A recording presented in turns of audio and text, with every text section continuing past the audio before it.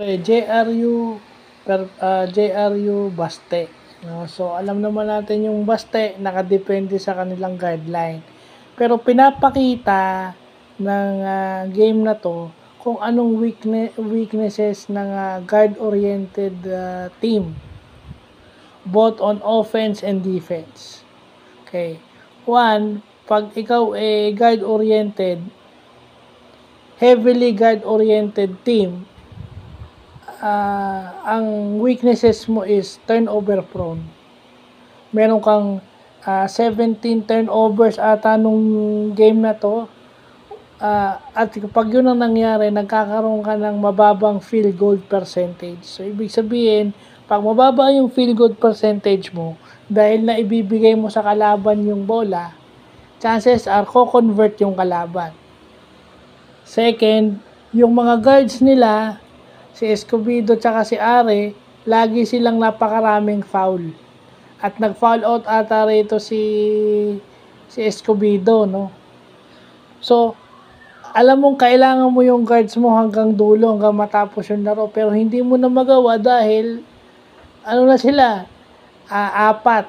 Sa NCAA, hanggang 5 lang ang foul, 3, 4 na foul yan. So, kung hindi mo iuupo yan, chances are, kalahati pa lang ng fourth quarter o simula pa lang ng fourth quarter, wala na sila. At saka, ang kagandahan doon, alam mong yung gwardiya lang ang pupuntos. So, ang tendency is papagurin yung kalaban.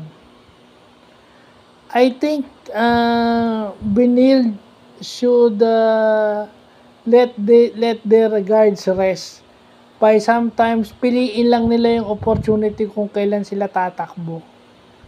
And okay lang maging active hands, pero dapat mag-adjust na rin sila sa tawag ng referee. Kasi kung sasayangin nila yung depensa nila sa fouls, wala ring mangyayari.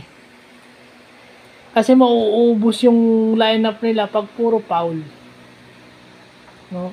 Wala silang big guys, tama. Wala silang kalakihang player. So, ang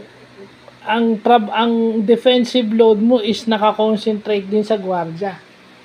Which is napakahirap. Sila na nga yung focus ng opensa mo, sila pa rin yung focus ng depensa mo. Napakahirap.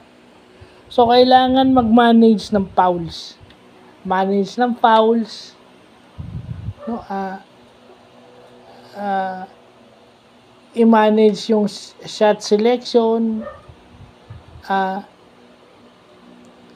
I-manage din yung opportunity to run. Hindi naman parating atake ka lang ng atake.